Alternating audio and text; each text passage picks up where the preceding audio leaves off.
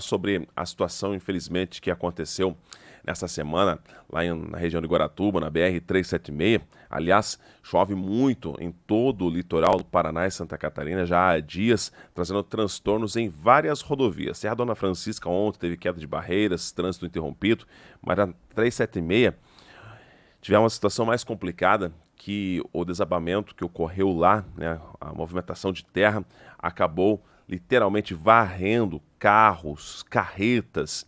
Foram já, até o final do dia de ontem, retirados 4 veículos e 2 vítimas fatais contabilizadas, né, até ontem, já reconhecidas. Inclusive a segunda vítima fatal, também o caminhoneiro, Márcio Rogério de Souza, de 51 anos, que estava desaparecido, né, na região do litoral. E lamentavelmente foi encontrado então o corpo dele, foi reconhecido pela irmã.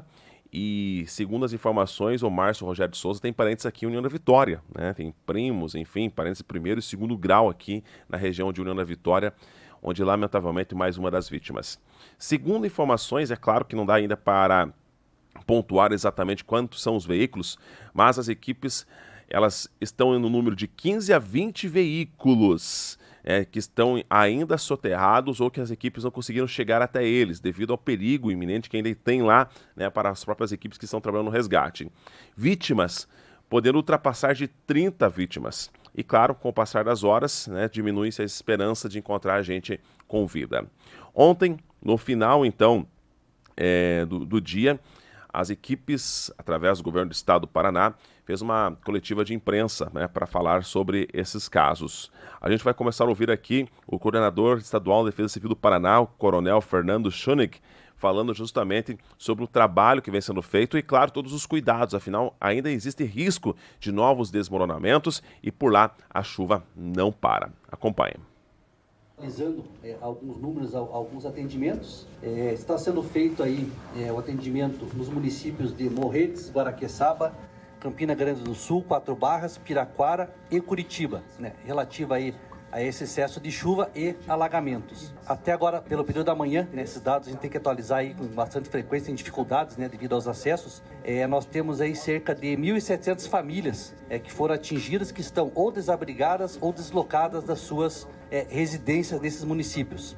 Ontem foi iniciado, junto com a Defesa Civil do município de Curitiba, um atendimento a famílias que estavam na rodoferroviária de Curitiba e que não puderam fazer seu deslocamento, né? Então foram montados 2 abrigos, né, aqui em Curitiba, e nós temos atualmente 45 famílias que estão utilizando do abrigo, aguardando condições aí de deslocamento para a região aí de Santa Catarina e Rio Grande do Sul. Nós iniciamos hoje também, junto com a COPEL, Corpo de Bombeiros e as coordenadorias municipais de Defesa Civil dos municípios de Campina Grande do Sul e de Bocaiúva do Sul, a retirada de algumas famílias, né, que são ribeirinhas, abaixo, né, da represa do Capivari. Por quê? A COPEL vai precisar, já começou a abrir, né, as comportas, o volume de água é muito grande e deve afetar várias famílias que estão abaixo dessa usina. Então o Corpo de Bombeiros já está no local, orientando essas famílias e retirando junto com as defesas civis municipais e a COPEL, que é a empresa aí, empreendedora aí, que é responsável pela usina. Com relação às previsões aí, o comandante Vasco já adiantou, de chuva, né? Então, infelizmente, nós temos aí um grande volume de chuva aí, previsto, né, para a nossa região do Serra do Mar. Inclusive, agora, pegamos um vídeo atualizado desse BR-277 e tem uma chuva torrencial acontecendo na região. Então, obviamente que essa previsão de chuva atrapalha bastante o trabalho de resgate, né? Resgate e busca de vítimas no local, e permanece a orientação da Defesa Civil para todas as equipes de trabalho lá, que o terreno continua muito instável, a insegurança é muito grande, né? Temos já a avaliação da nossa equipe de geólogos e engenheiros, e que esses trabalhos devem ser extremamente restritos, né, dentro daquele perímetro, daquela área de segurança, somente as equipes de emergência de socorro e da concessionária que estão lá operando as máquinas. Claro que há também, né, a grande participação do Corpo de Bombeiros do Paraná, inclusive de Santa Catarina. Os bombeiros de Santa Catarina também colaborando com cães farejadores, viaturas, homens. São aí mais de 100 homens de bombeiros do Paraná e Santa Catarina trabalhando, então, lá nesta situação. O comandante-geral do Corpo de Bombeiros do Paraná, o coronel Vasco, falou sobre como vem sendo esse trabalho, né, muito minucioso para tentar localizar aí, então, os corpos das vítimas.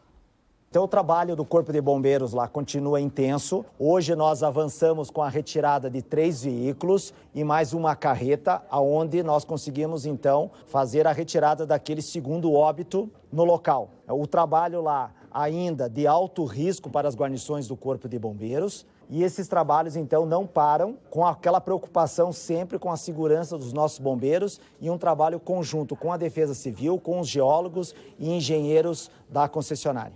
Um corpo estava na carreta e o outro também era de uma outra carreta, porém ele estava fora do veículo. Então ele foi encontrado e isso é a maior dificuldade que nós temos, porque daqueles 3 veículos ali retirados, temos a hipótese das pessoas já terem saído, como foi verificado através de testemunha, mas também existe a possibilidade de, infelizmente, serem encontrados posteriormente soterrados na ribanceira. Nós temos atualização de pessoas resgatadas com vida, coronel? Continuamos com o mesmo número, de 6 pessoas que foram já num primeiro momento, já na chegada do Corpo de Bombeiros no local. Então, são as 6 pessoas ali. O que está sendo feito agora é um trabalho de retirada daquela quantidade imensa de terra para que a gente possa ter acesso ao veículo, mas a preocupação maior vai ser justamente a retirada de veículos e de carreta que estejam abaixo ali da pista, porque nós temos um alto risco ali de comprometimento, inclusive da própria pista. Não, só para deixar claro, qual o número de veículos que podem ser, que a equipe trabalha, que estejam soterrados, de pessoas procuradas, desaparecidas? Nesse momento nós estamos trabalhando com 6 carretas e 10 veículos.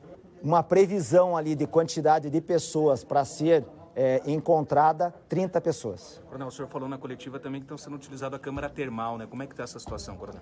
A câmara termal ela foi utilizada hoje no período da manhã e até agora, infelizmente, com a utilização ali, porque há necessidade de ter um calor de superfície, não foi encontrado nenhum tipo de ponto de calor. Os trabalhos continuam, 24 horas, o Corpo de Bombeiros se faz presente e no período da noite o atendimento se dará por uma equipe especializada que é o GHOST. Pelo menos essa estimativa do Corpo de Bombeiros é com base em quê? Em contato com familiares que estão procurando esses entes? Mais ou menos é o número que trabalha. São relatos de testemunha, principalmente focado na questão dos carros, A gente tinha naquele primeiro momento ali que seriam de 10 a 15, agora a gente começa a trabalhar com 10 e essa é apenas uma estimativa, porque a maior dificuldade do Corpo de Bombeiros é saber quantas pessoas estavam no interior desse veículo, se uma pessoa ou se 5 pessoas. Quando olhando para aquelas imagens, tem um rio que vai margeando aquilo ali. Existe a possibilidade de algum carro ter sido levado pela enxurrada ou os carros arrastados estariam todos soterrados ali à margem da rodovia? Nós estamos trabalhando com a questão dos carros soterrados. E claro, também vamos saber de que forma será feito o reconhecimento dessas vítimas, já que temos, infelizmente, a tendência é que cada vez agora comecem a localizar veículos enquanto os corpos, de que forma será feito o trabalho, então, tanto da perícia quanto também de identificação. O perito aí da Polícia Científica do Estado do Paraná, André Langovski, vai falar de como será feito esse trabalho junto às informações que serão cedidas aí pelos familiares. Esse protocolo de DVI, que é a identificação de vítimas em desastres, é um protocolo internacional da Interpol e que aqui a Polícia Científica do Paraná é um centro que utiliza em diferentes emergências dessa monta.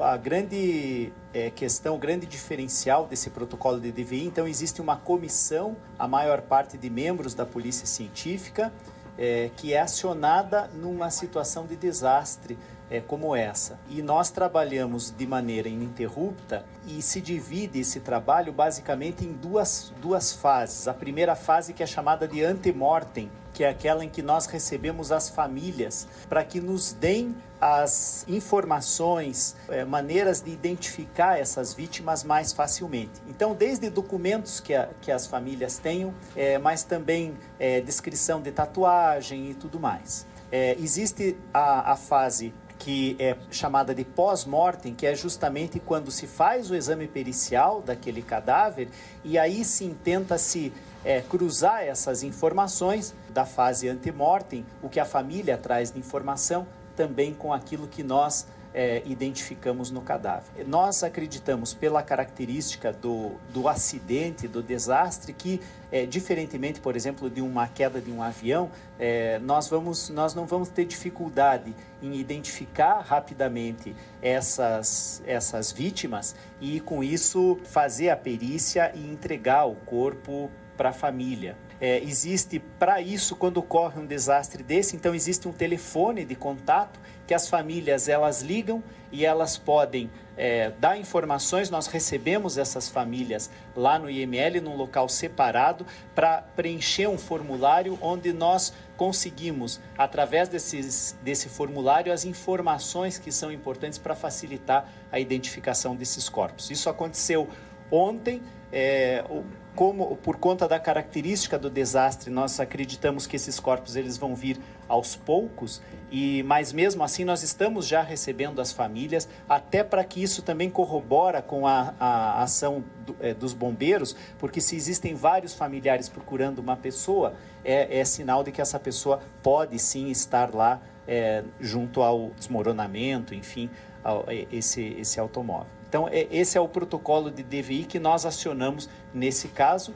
Não foi a primeira vez e agora nós estamos já, desde que ocorreu esse acidente, com essa comissão trabalhando e a postos lá.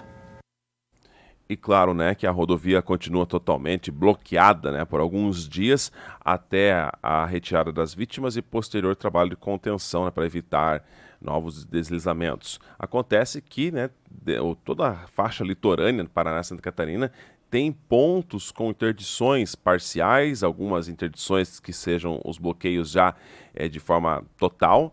E a PRF do Estado do Paraná, através do seu superintendente, o Antônio Paim, vai falar sobre as condições, então, das rodovias, sobre os pontos, então, interditados das rodovias, para que você, motorista, possa se orientar, né? E quando for por necessidade pegar alguma rodovia sentido ao litoral, para saber, né, o que está fechado, o que não está, como que você pode estar procedendo, então, para chegar ao seu destino final, sem precisar ficar parado aí no trânsito. Explica pra gente, tem uma previsão de quando será liberado aí as rodovias, tanto a 277 quanto a 376?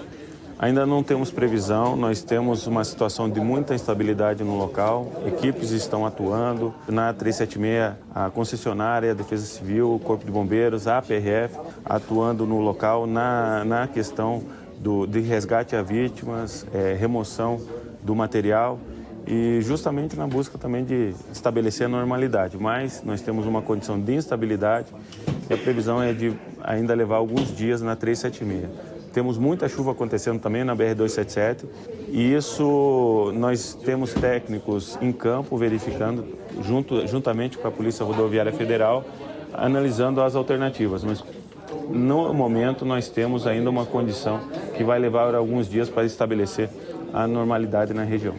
Estamos quase no início de dezembro, que é onde aumenta muito o fluxo de pessoas que vai para o litoral. Essa recomendação, essa previsão, justamente para não atrapalhar a temporada no litoral. De momento, nós, na medida do possível, nós desaconselhamos qualquer trânsito no deslocamento, né, nas rodovias federais, sobretudo nessa condição, tanto no litoral paranaense quanto no litoral de Santa Catarina. No caso do litoral de Santa Catarina, a busca de alternativa ela é muito longa, se possível evitar, é melhor.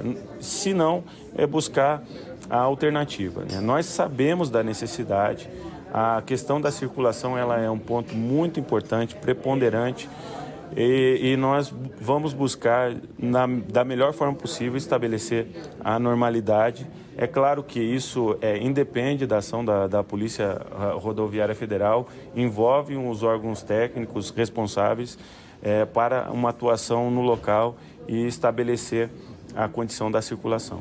Como é que está sendo feito o apoio para as cargas perecíveis e até mesmo medicamentos ou pessoas acamadas que precisam atravessar, tanto aqui de Curitiba, para o litoral, na BR-277, que foi constatado hoje pela manhã? Toda a situação ela é levantada de uma forma muito específica, né?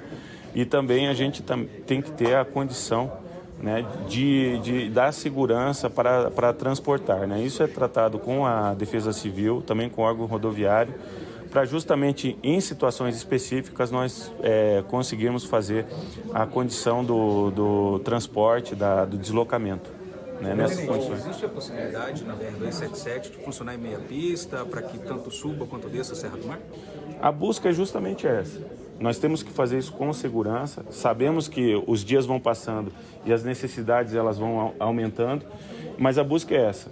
Com referência a isso, nós temos os técnicos já fazendo uma análise do local para justamente a gente aumentar o trecho em pista simples ali, em torno do KM 39 até o KM 41, para nós estabelecermos o fluxo tanto no sentido Paranaguá quanto no sentido Curitiba.